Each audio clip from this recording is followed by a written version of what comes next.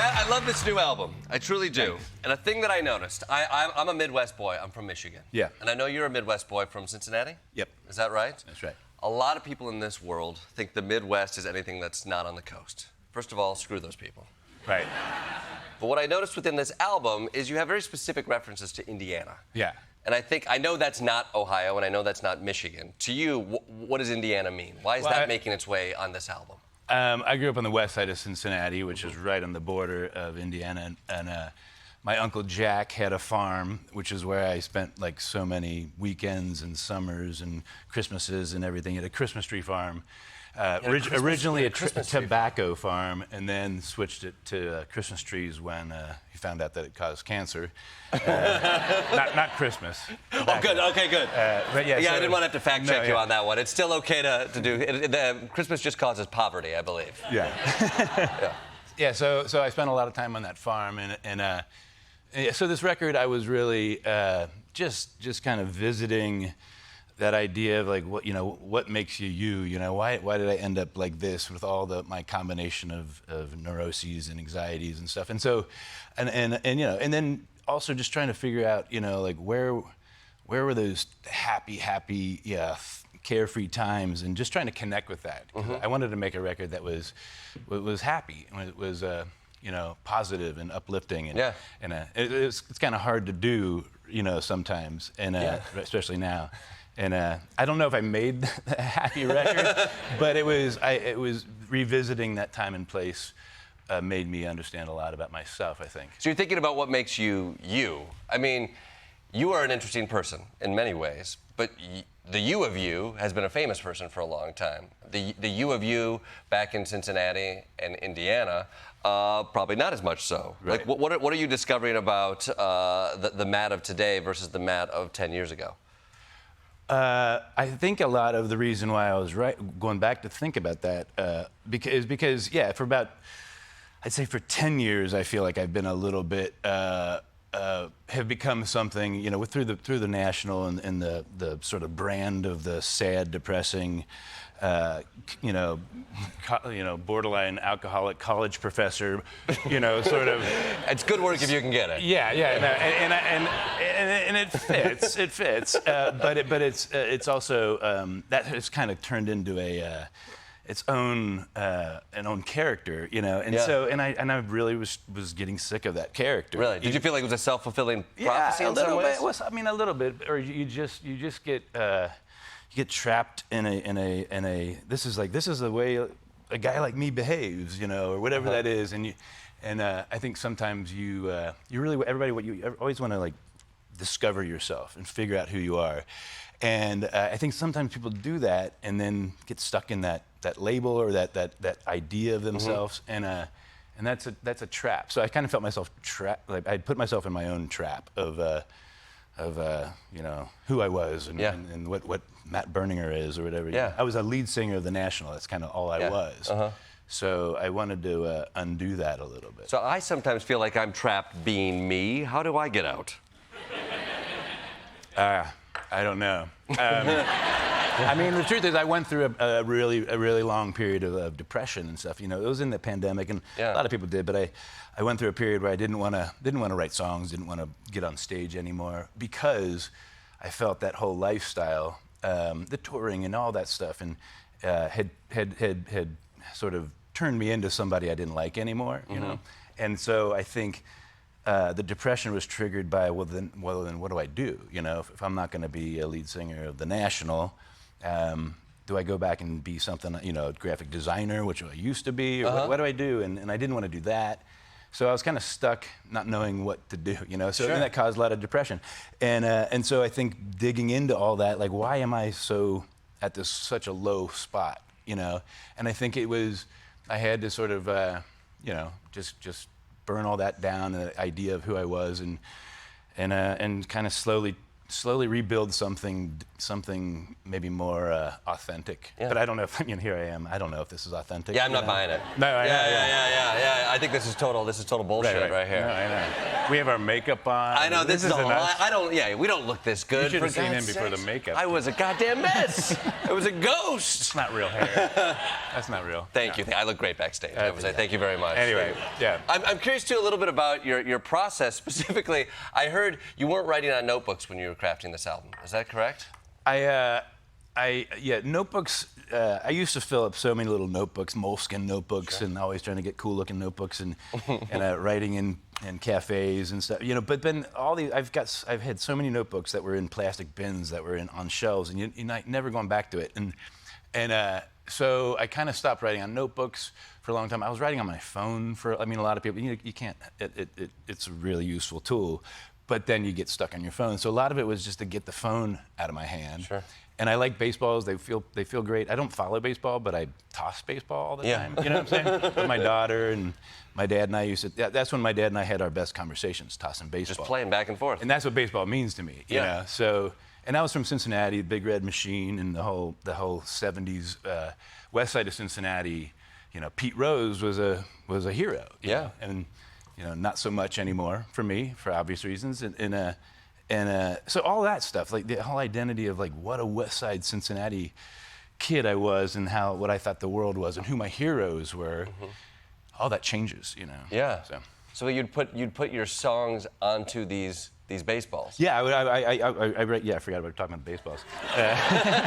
So instead of I think I started doing it on an airplane, and I usually have a baseball or two with me, and just. Wait, you were doing it on an airplane? I started writing on an airplane. And then I imagine seeing you, and most people are like, this crazy guy is scribbling some sort of manifesto on a baseball.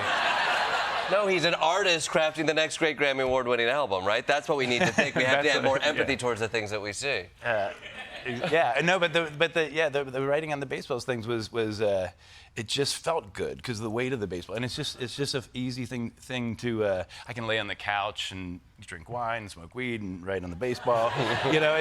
It's just fun. And the phone is in the other room, so it's a way. It's also the words start to go up against each other, and so it's just a trick to change my process. Yeah. I think process is the reason why it's also fun. Yeah. It's like the making of stuff, the going out and promoting. I mean, this is also fun too, part of the process. But I think I wanted to change the way my brain was normally puts words together. You know? And so writing on whiteboards or with Sharpies or writing on. I mean, I write in books that I'm reading. I'll just write in between the lines instead of bringing a separate book, because I'll be like, I remember I wrote something great in that my copy of The Sun Also Rises. I know where that book is, right? Yeah. As opposed to just a notebook on a shelf. I can't find it, So did I see you post as well? Are you rewriting The Great Gatsby? Is this what I just saw you post? I'm not rewriting The Great Gatsby. I'm using only Fitzgerald's words in writing a different novel, kind of line by line. It's called The Great Sponge. Yeah. Okay. I'm only about 3 pages into it.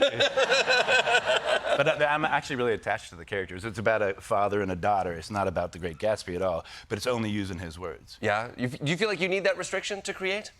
It's just putting yourself in a corner helps you find a new crack. It forces you to makes your brain go left instead of right sometimes, where you're so used to going right. So, you put yourself into a constraint of some kind.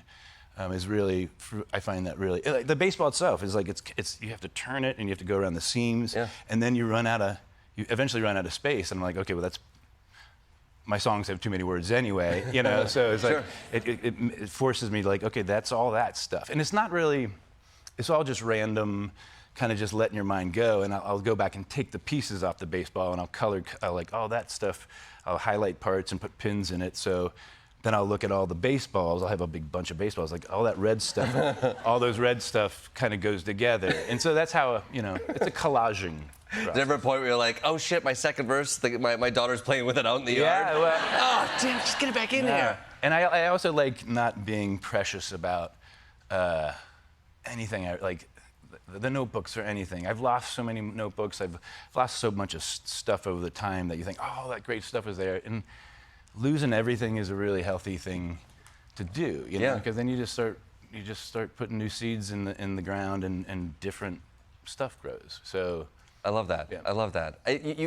You've talked about, you mentioned sort of being put into a category of like the sad dad drunk professor, Wonder Boys category. Yeah. I'm curious about, like, you talked about how that audience, you found there's an audience both for this like middle-aged man music that's also found a kinship with Taylor Swift fans and a younger teenage female fan base. What is that connection? Well, it's a pretty. I think it makes a lot of sense. I mean, well, the Taylor thing specifically is like, I mean, she writes very personal. Not always. She writes all kinds of songs, but the real personal access you have to her mind and her heart and all the confusing thoughts is why she's. Why she is who she is, right? And she's a masterful songwriter that connects with people. And I think I write very. I try to write pretty honest, emotionally murky, sometimes very ugly emotional stuff. And it's very similar. I think there's a real connection to the way she writes, or the way she thinks about songs, and the way I do. And she's been a fan for a long time. We've been fans for met her 10 years ago. So that connection and what the work she's done with Aaron was pretty organic and pretty. It made a lot of sense to all of us. And I've got my daughter's 16, and she really loves my writing, you know. And I think young people like the dark, complicated stuff, you know. And like kids always like the stuff that's a little scary, the children's books, you know, Where the Wild Things Are, all that stuff is a little bit, because life is scary. And if the art that their books they're reading don't represent life, they don't buy it, you know. So I think teenagers do. I mean, I was a teenager when I discovered Tom Waits, you know. And Nick Cave and Joni Mitchell and Leonard Cohen. But these are people who write really directly and honestly and filled with, you know, all the flaws of their heart and soul. They put it right out there, you know. And so I think that's the connection. I think which I really that's why I think it's kind of, there's this connection between the national and the teen sort of thinking. I love that. We're gonna hear a song from you. Inland Ocean. What do I need to know about Inland Ocean? This is the first song, one of the first songs that ended up, that made it to the final. I wrote like 30 or 40 songs, but this one I wrote a long time ago, and I knew that it was going to be the first song on whatever record I was going to finish. I wrote it with Walter Martin of the Walkmen, and who's here tonight. And this one kind of sets up, I think, is a good prologue sort of for the album. It talks about just that murky idea of Middle America, and it sets up Indiana, and it's just a good first song. Well, I'm excited to hear it. Before I let you go play this song, as a fan, I think this is a wonderful album.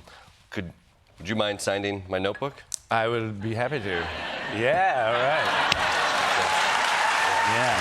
Get Sunk is available now.